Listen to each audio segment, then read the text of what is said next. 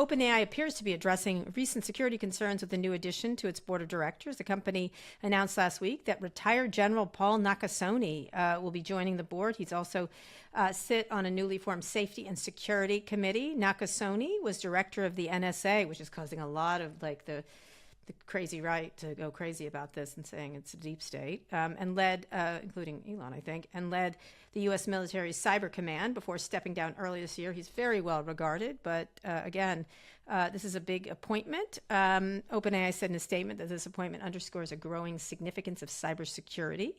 What do you think about this? Bringing in Edward Snowden wasn't happy. He posted this on social media saying, "Do not ever trust OpenAI or its products. There is only one reason for appointing an NSA director to your board." So, as usual, without proof, Edward. But, okay, sure, spy's spy. So, but it's one of those open-ended questions that never really has an answer or any proof attached to it, but that's okay. They can do that. So it's a thing. What do you think about that? I absolutely love it.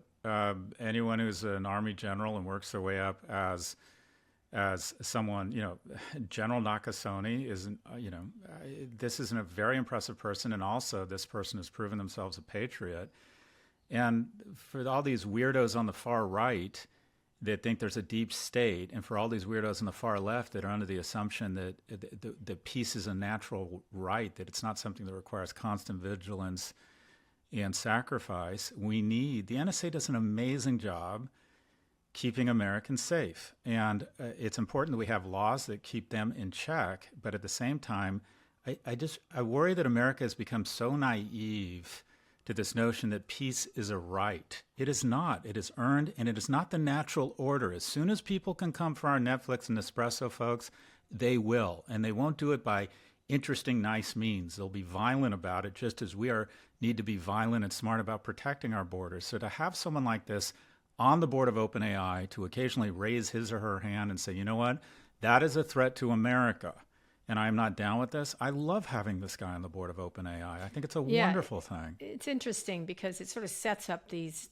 deep state, leave us alone, don't tread on me gang. And I mean that in the negative, don't tread on me way, the sort of demented, don't tread on me. In Edward Snowden's case, I recognize that he did uncover some really heinous behavior by our security officials. That said, there's plenty of argument to be made that how he handled it was wrong, but he couldn't have handled it. Look, we can debate Edward Snowden all you want. I interviewed him once. It's a very complex topic. But the fact, assuming every NSA chief has malintent, is the way to bring down all institutions. Now, they've been abusive enough that there needs to be strong laws and oversight in place. Absolutely. If a spy is going to spy, that is just the way it goes, right? There's no other way to put it, including the Chinese government. They're going to spy whether you have proof or not. That's what they do. In this case, as many people on the board, now I would also put on someone who's more of a sort of an opposite to him could be interesting. So you have all the different outlooks brought there. And I'm not talking, the problem they had was they had people that were so at cross purposes, there was no agreement. And I think if they bring in someone who's more, not distrustful of government, but then challenges government overreach, I think that's fantastic too, right? That's what you kind of want on a board. But this guy has really a very strong reputation. The immediate attacks on him were fascinating to watch in a lot of ways.